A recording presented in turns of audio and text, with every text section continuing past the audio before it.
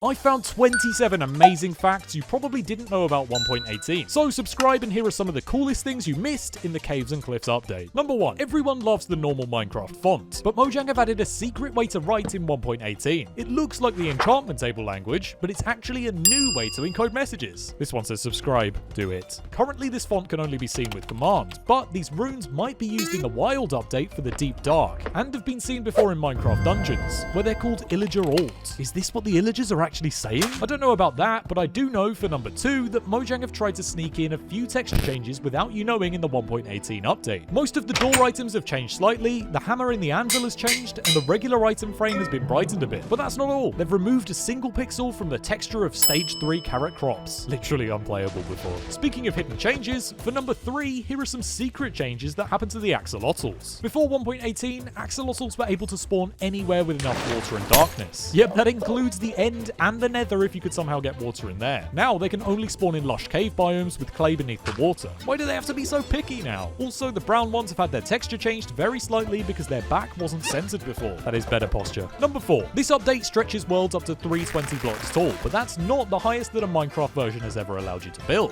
This screenshot is from an unreleased version that let terrain generate up to 500 blocks up in the sky. It was probably scrapped because, yeah, that doesn't look natural. The smallest the world has ever been is 64 blocks tall, meaning your towers could only go about 30 blocks up before they hit the limit. I mean, it's technically scraping the sky. Number 5. Is 500 blocks not tall enough for you? Well, with data packs in 1.18 and 1.17, you can actually go further. Mojang lets you make your Minecraft worlds up to 4,000 blocks tall. Now that's what I call a skyscraper. But it's still not even as tall as Mount Everest. You can technically make it so that you can build even further under the world, but blocks won't save and the game completely breaks after going 65,000 blocks down. Okay, that is a bit too much to ask. Number 6. Illagers hate villagers. They were created to be a villager's worst nightmare, but the 1.18 update actually makes them nicer. Before the update, they would attack any kind of villager. Now they're kind to babies and no longer attack them. They're so kind. The unused illusioner mob also got its texture updated, and witches don't have an invisible hood in their texture anymore, which used to look like this when made visible. Number 7. 1.18 does a load of things that have never been done to Minecraft, like being the first update in 10 years to be split into 2, or being the first update in 10 years to have no snapshot versions ending in the letter B. No, seriously, I checked every single one. However, this isn't the first update to be called 1.18. Back in 2015, the PlayStation versions of Minecraft got this update. It added acacia and dark oak wood stuff to the creative inventory. You're probably expecting more, but that's all it did. Groundbreaking. Number 8. You might be thinking that you'll only find the regular hostile mobs while mining in 1.18, but that's where you're wrong. These guys might jump scare you when you're least expecting it, because infested stone now generates in all 6 new mountain biomes. They can now even hide in deep slate, so don't be surprised when you're ambushed by a gang of silverfish. I'll give you my money, just let me keep my diamonds. Number 9. While caving in 1.18, you should know Mojang's official names for each type of cave, and they've picked some pretty weird ones. Long thin caves are spaghetti caves, noodle caves are the even thinner ones, and cheese caves are the ones with large stone towers. I guess I can see why. Number 10. Another new underground feature you need to learn about is the aquifer, because they're surprisingly great for finding diamonds. These are those flooded cave systems you find that can even take the shape of massive underground lakes. Diamonds are less likely to generate touching air, but because they're full of water, aquifers make diamonds more common and you can still see them. We're gonna be rich! Number 11. Speaking of underwater lakes, squids are gonna be a lot less annoying now. Before they'd spawn in water at any height in Bedrock Edition. Now they're restricted to just 14 possible Y coordinates. Glow squids now only spawn beneath Y equals 30 instead of 63. Both also have a 5% chance to spawn as a baby in Bedrock Edition, which I've actually never seen before. Number 12. The new Otherside disc plays an amazing song, but the disc itself has some odd properties. Placing a comparator next to a jukebox playing it will emit a stronger signal than any other disc in the game. Also, creepers can't drop Otherside or Pigstep, even though they do drop all the other discs. It makes sense not to drop Pigstep as that one's unique, but why not Otherside?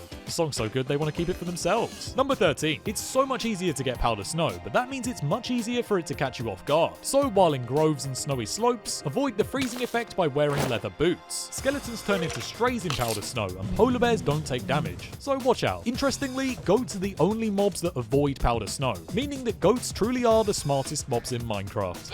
somehow. Number 14. On the 1.17 title screen, you might have spotted this random splash text saying, "This splash text has been delayed until part 2. Well, now that Caves and Cliffs part 2 is finally out, we can see what this text was gonna say. Here we go. The splash says, "This splash text is now available." They expected a little more, but that's alright. Number 15. 1.18 is not supposed to be adding new blocks, but the new biomes mean that the Spore Blossom can now be found in survival. Remember never to break them with shears though. Breaking them with shears uses up the durability, when they can be broken instantly with your hand as well and still drop. Spore Blossoms can be placed under any block, but not leaves for some reason, even though they'd blend in better under leaves than they do under glass. For number 16, another item that didn't naturally generate before this update is the drip leaf. So here are some interesting facts you need to remember about them. Minecraft's drip leaves used to look like this. Powering a big one makes it not flop down. You can turn a small one into 5 big ones, but you can't turn them back. Bone meal makes a big one grow. The big ones can now only be placed on certain blocks. An axe is best for breaking big ones, and small ones only drop when mined with shears. Oh, what just happened?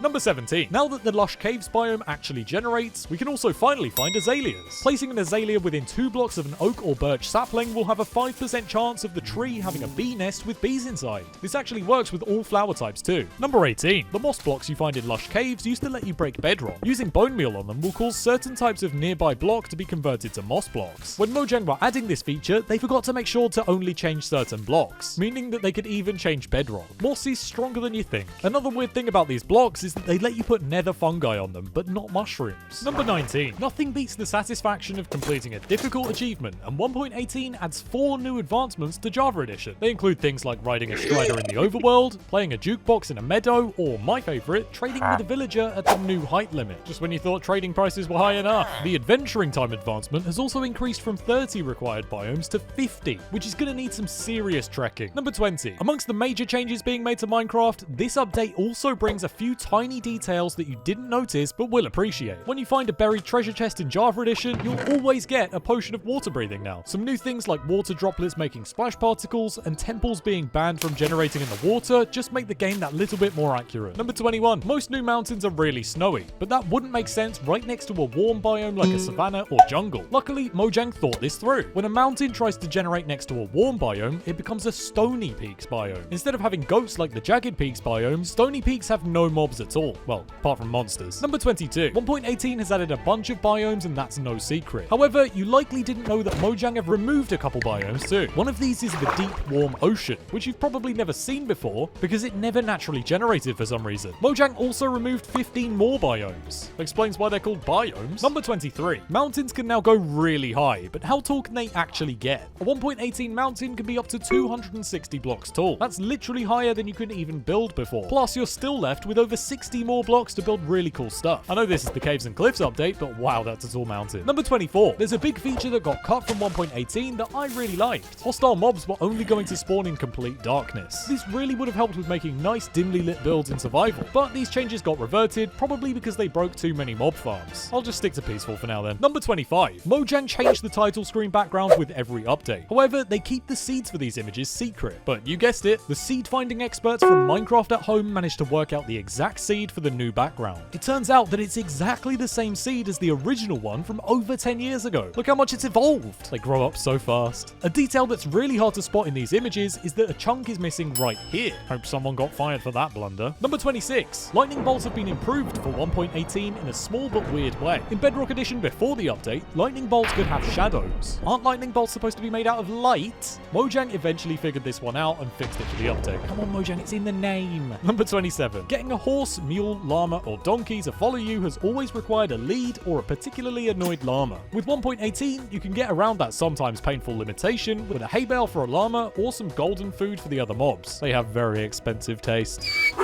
If you want to enjoy playing the 1.18 update even more, watch this video to learn some survival tricks for playing with your friends. Subscribe!